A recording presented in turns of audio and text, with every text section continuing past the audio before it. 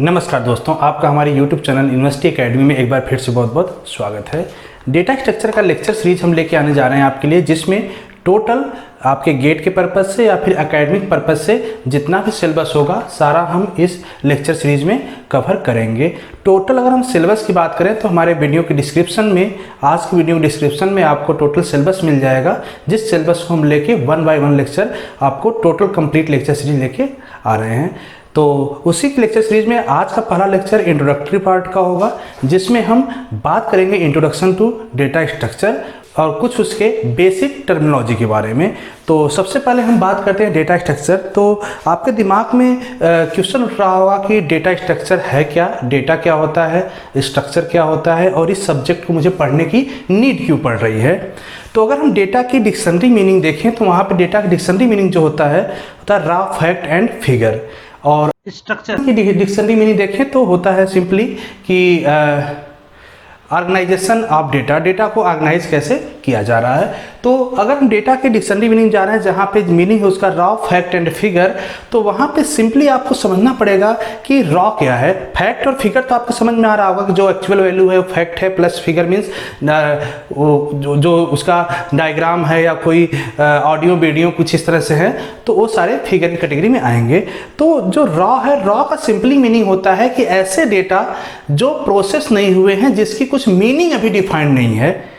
जैसे आप कहीं से रैंडमली कोई डेटा पिक कर लिए कुछ भी, और वो पता नहीं कि वो किस, उसका मीनिंग क्या है, वो डेटा क्या बोल रहा है, किस चीज़ का डेटा है, आपको मीनिंग उसका नहीं पता है, तो उस टाइम में वो क्या हो जाएगा, आपका रॉ डेटा हम उसको कह सकते हैं। तो यहाँ से अगर हम जो बुक का डिफिनेशन है, जो डेटा स्ट्रक्चर डिफिनेशन कहता है, उसके साथ हम आगे बढ़ेंगे, क्योंकि टोटल ओवरऑल सिलेबस में आपको कहीं ना कहीं डेटा को एक तरह से जो कंप्यूटर में प्रोसेस हो रहे हैं उसी को लेके चलना है। वैसे इन जनरल अगर हम बात करें तो डेटा आपको हर जगह दिखेगा। जैसे सपोज करो आप कोई टेक्स्ट ले लो जहाँ पे नंबर है, तो नंबर भी आपका डेटा है। अगर करेक्टर ले रहे हो तो करेक्टर भी डेटा है, ठीक है। अगर आप कोई सिंबल ले रहे हो तो वो भी डेटा है। आप डेटा अगर देखें तो मोबाइल में आप जैसे सपोज करो कि मैप देख रहे हो, तो मैपिंग जो देख रहे हो वो भी एक तरह से डेटा का यूज हो रहा है, वहाँ पे आपका डेटा प्रोसेस हो रहा है वहाँ पे। तो आपके लाइफ में आज के डेट में हर जगह कहीं ना कहीं डेटा इन्वॉल्व है। अब हम अगर सब्जेक्ट की बात करें, जैसे आप डेटा स्ट्रक्चर से पहले बहुत सारे टेक्निकल सब्जेक्ट पढ़े होंगे, तो वहाँ पे कहीं ना कहीं कुछ डेटा का कंसेप्ट आया होगा। हो सकता है आपको पता ना हो कि एक्चुअली डेटा क्या था वहाँ पे, लेकिन वहाँ पे कंसेप्ट जरूर आया होगा। ऐसे जब हम आगे चलेंगे तो वहाँ भी डेटा का बहुत सारे कंसेप्ट आएंगे जहां पे इस डेटा स्ट्रक्चर का यूज होगा। सब्जेक्ट की बात करें तो सब्जेक्ट में आप, अगर हम कंप्यूटर साइंस के स्टूडेंट हैं आप, तो आपको पता होगा कि जो सी प्रोग्रामिंग, सबसे बेसिक प्रोग्रामिंग आपने पढ़ा होगा पहले, या हमारे लेक्चर सीरीज में भी पढ़ा होगा, तो वहाँ पे एरे का कंसेप्ट आया था। तो एरे भी एक तरह की क्या है, डेटा स्ट्रक्चर ही है। तो ऐसे हम डिटेल में समझेंगे कि क्या है डेटा स्ट्रक्चर, कहाँ कहाँ यूज हो रहा है। तो हम बात करते हैं जो बुक की डिफिनीशन है उसके साथ। डेटा स्ट्रक्चर क्या कहता है? Data structure is a logical and mathematical model of storing and organizing data in the particular way that it can be required to designing and implementation of algorithm such as array, linked list, stack, queue। ये सारे नाम आपको अभी नए दिख रहे होंगे। तो अभी जैसे जैसे हम लेक्चर सीरीज में आगे बढ़ेंगे हर चीज़ आपको क्लियर होता चला जाएगा। तो सिंपली डेटा स्ट्रक्चर क्या है? लॉजिकल एंड मैथमेटिकल मॉडल है जो कि किसी भी डेटा को, जो रॉ, फैक्ट, फिगर है, उसको ऑर्गेनाइज करना, उसको स्टोर करना, मैनेज करना, वो सारा चीज़ किस में आता है? डेटा स्ट्रक्चर में। अगर हम एग्जाम्पल की बात करें तो कुछ एग्जाम्पल, जैसे एरे है, एरे आप सी प्रोग्रामिंग पढ़े होंगे तो वो भी डेटा स्ट्रक्चर होगा। लिंक लिस्ट एक कंसेप्ट है, वो आपको यहाँ पे मिलेगा डेटा स्ट्रक्चर में, जो कि अभी आगे आएगा, तो उसको भी हम देखेंगे। स्टैक और क्यू, ऐसे भी कई सारे डेटा स्ट्रक्चर हैं जो कि 1 बाय 1 लेक्चर सीरीज में हम डिस्कस करेंगे। अब इस डेटा स्ट्रक्चर को समझिएगा आप इस फिगर से। एक जैसे डेटा स्ट्रक्चर रोल कहाँ पे आएगा आप समझिएगा इस फिगर से। सपोज कोई प्रॉब्लम है, आप जाहिर सी बात है प्रॉब्लम को सॉल्व करने के लिए कुछ नंबर आप स्टेप बनाते होंगे, जैसे स्टेप 1 में क्या करना है, स्टेप 2 पे क्या करना है, और फर्दर लास्ट स्टेप में आपको आउटपुट, डिजायर्ड आउटपुट आपको जनरेट करना है। तो प्रॉब्लम होगा, प्रॉब्लम के बाद सेट आप स्टेप अप्लाई करेंगे। जो सेट आप स्टेप अप्लाई करेंगे उसी को सिंपली में एल्गोरिथम्स कहते हैं, और उस एल्गोरिथम को यूज करके हम प्रोग्राम को क्या करेंगे, वो जो प्रॉब्लम है उस प्रॉब्लम का हम प्रोग्राम में जनरेट करेंगे। प्रोग्राम में जैसे किसी भी सी लैंग्वेज, सी प्लस या जावा में उस एल्गोरिथम को हम प्रोग्राम में कन्वर्ट करेंगे और ये प्रोग्राम आपको रिजल्ट दे देगा। ठीक है, अब यहां पे समझना है कि डेटा स्ट्रक्चर का रोल कहां पे आ रहा है। देखिए, अगर इस सिनारियो में देखें प्रॉब्लम टू रिजल्ट, तो एल्गोरिथम डिजाइन करना हो, उसके बाद उसका प्रोग्राम डिजाइन करना है, उसके बाद रिजल्ट आएगा। अब एल्गोरिथम, अब डेटा स्ट्रक्चर कहाँ आता है? जब हम एल्गोरिथम डिजाइन करते हैं तो एल्गोरिथम डिजाइन करने में ही डेटा स्ट्रक्चर का रोल आता है। मतलब कहीं ना कहीं प्रॉब्लम को सॉल्व करने के जो हम एल्गोरिथम डिजाइन करते हैं वहां पे हम डेटा स्ट्रक्चर का यूज करते हैं डेटा स्टोर करने के लिए, ऑर्गेनाइज करने के लिए, प्रोसेस करने के लिए। किस फॉर्म में? वो हो सकता है स्टैक हो, लिंक लिस्ट हो, एरे हो, लिंक लिस्ट हो, स्टैक हो, क्यू हो, या ट्री एंड ग्राफ, जो भी और कंसेप्ट आते हैं वो भी हो सकते हैं। तो सिंपली है, अब एल्गोरिथम का मतलब समझिए कि आप जितने भी सब्जेक्ट पुराने पढ़ चुके हैं या आगे पढ़ेंगे, जहां जहां जिस सब्जेक्ट में कोई एल्गोरिथम कंसेप्ट आता है, सिंपली वहां पे किसका यूज है? डेटा स्ट्रक्चर का रोल वहां पे जरूर आएगा। जैसे अगर हम सब्जेक्ट बात करें ऑपरेटिंग सिस्टम, ऑपरेटिंग सिस्टम हो सकता है आपने पढ़ चुका है या फिर आगे अभी पढ़ेंगे ऑपरेटिंग सिस्टम, तो वहां भी इस एल्गोरिथम का यूज होता है। जब एल्गोरिथम का यूज होगा तो जाहिर सी बात है डेटा स्ट्रक्चर आएगा। आप पढ़ोगे सब्जेक्ट कंपाइलर डिजाइन, या आगे पढ़ेंगे अभी कंपाइलर डिजाइन सब्जेक्ट जो काफ़ी इंपॉर्टेंट सब्जेक्ट है कंप्यूटर साइंस एंड इंजीनियरिंग का, तो वहाँ भी इस डेटा स्ट्रक्चर का रोल होता है। मीन्स वहाँ पे एल्गोरिथम बन रहा होता है। ऐसे ही अगर AI आर्टिफिशियल इंटेलिजेंस लीजिए तो वहाँ पे भी यूज होता है इसका। अगर आप कंप्यूटर ग्राफिक्स लेते हैं तो कंप्यूटर ग्राफिक्स में भी एल्गोरिथम होता है, तो वहाँ पे डेटा स्ट्रक्चर होगा। तो कहीं ना कहीं कह सकते हैं कंप्यूटर साइंस के जितने भी सब्जेक्ट हैं, जो इंपॉर्टेंट सब्जेक्ट आते हैं, हर जगह आपका एल्गोरिथम यूज होता है। और जब एल्गोरिथम यूज होगा जाहिर सी बात है वहाँ डेटा स्ट्रक्चर का रोल तो आएगा ही आएगा। तो इसी डेटा स्ट्रक्चर को हम डिटेल में पहले आज बेसिक टर्मिनोलॉजी देखेंगे, कौन कौन से बेसिक टर्मिनोलॉजी है जो थ्रू आउट लेक्चर सीरीज हम बात करेंगे। तो सबसे पहले बेसिक टर्मिनोलॉजी में लेते हैं डेटा।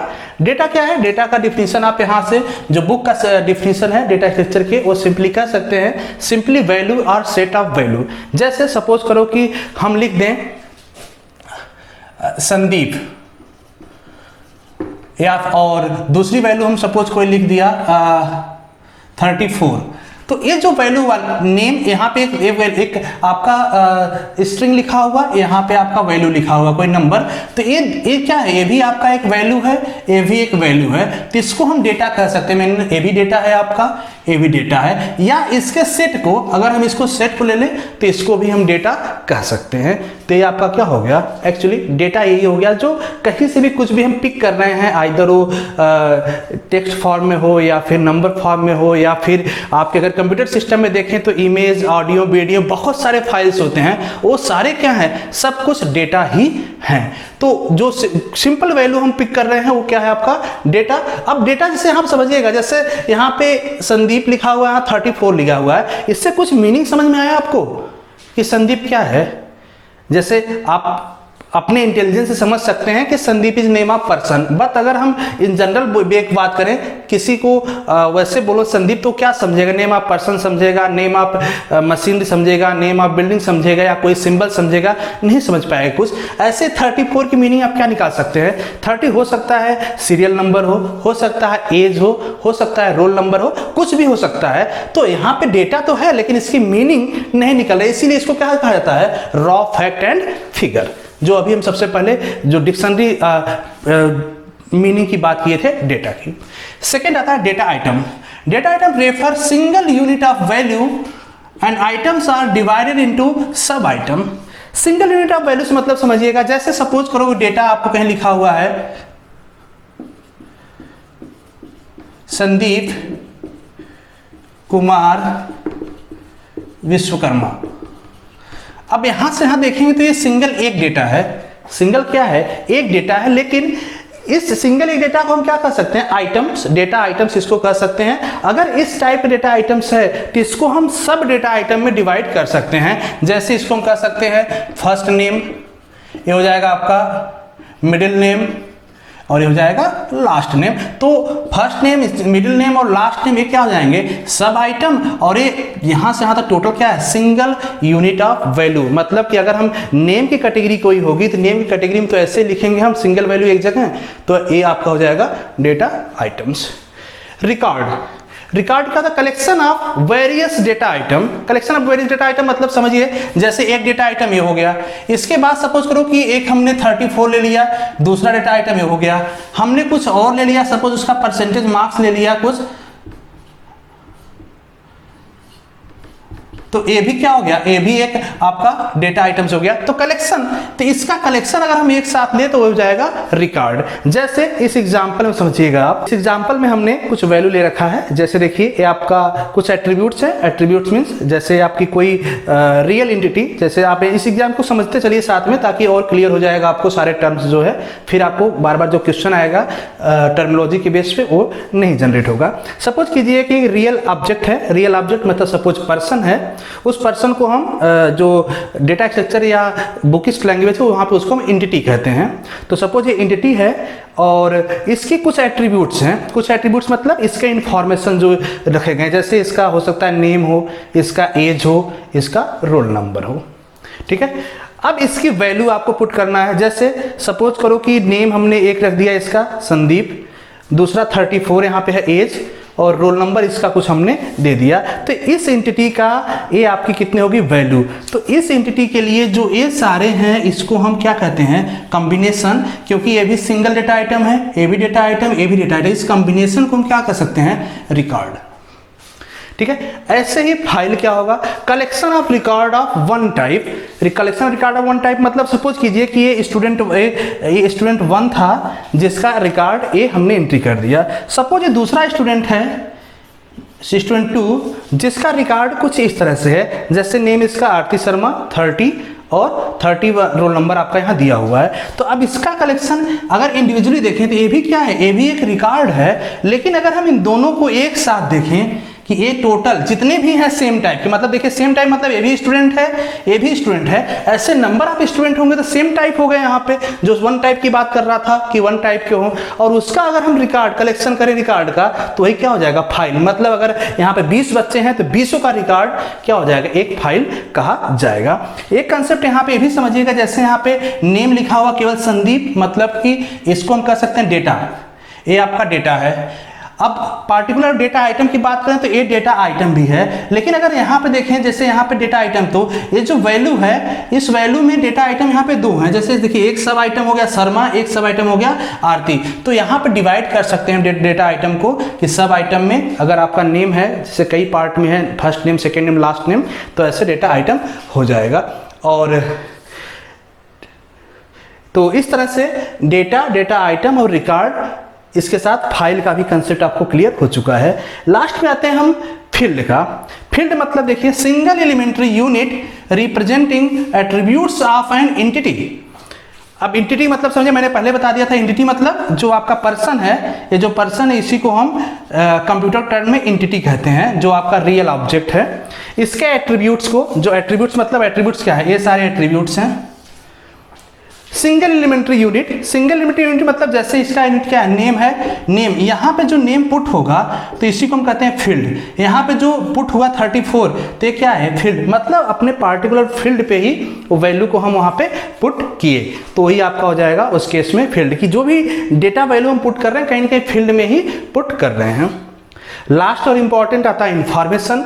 इंफॉर्मेशन मतलब समझिए कि डेटा विथ ए एट्रीब्यूट्स और मीनिंगफुल डेटा। जैसे अब इसी एग्जांपल में समझिएगा, सपोज करो कि हमने यहाँ पे एट्रीब्यूट हटा दिया, सपोज हमने ये एट्रीब्यूट यहाँ पे हटा दिया, कौन सा, नेम वाला। अब आप इसको समझ सकते हैं क्या चीज़ है, ऐसे 50 एट्रीब्यूट लिखा है तो आप मीनिंग समझ सकते हैं, नहीं समझ सकते इसकी मीनिंग क्या है। ऐसे ही अगर हम यहाँ पे एज हटा दे लिखा हुआ, तो यहाँ पे क्या लिखा है इसका मीनिंग आप निकाल सकते हैं, मीनिंग नहीं निकल सकता। तो इन्फॉर्मेशन क्या हुआ, डेटा विथ ए एट्रीब्यूट्स, अगर कोई डेटा है उसके एट्रीब्यूट के साथ अगर हम उसको लें, जैसे देखिए यहाँ पे एट्रीब्यूट रोल नंबर है और यहाँ पे डेटा है, उसके एट्रीब्यूट के साथ लें, तो हम इसको श्योरली कह सकते हैं कि इसकी इन्फॉर्मेशन क्या निकल के आई आपकी, ये जो नंबर है ये क्या है, रोल नंबर है। ऐसे अगर हम यहाँ पे एज लिख दें तो आप इजिली समझ जाएंगे कि ये जो नंबर लिखा है क्या है, ये आपका एज है। ऐसे ही अगर हम यहाँ नेम लिख दें एट्रीब्यूट्स, और इसके साथ अगर हम इसको मैप कर दें तो आप समझ सकते हैं कि यहाँ पे इंफॉर्मेशन क्या निकल के आई, संदीप क्या है, नेम ऑफ पर्सन। तो जनरली इन्फॉर्मेशन क्या होता है, जो डेटा प्रोसेस कर रहा है, जो उससे कोई रिजल्ट निकल रहा है, जो मीनिंगफुल डेटा बन रहा है, मीनिंगफुल डेटा जो होता है सिंपली वही क्या है, आपका इन्फॉर्मेशन है। तो होप सो आपको बेसिक टर्मिनोलॉजी और डेटा स्ट्रक्चर की इंट्रोडक्शन का काफ़ी चीज़ क्लियर हो चुका होगा। तो आज के लेक्चर बस इतना ही करते हैं। नेक्स्ट लेक्चर में हम बात करेंगे क्लासिफिकेशन ऑफ डेटा स्ट्रक्चर की। तो मिलते हैं नेक्स्ट लेक्चर में। Thank you so much.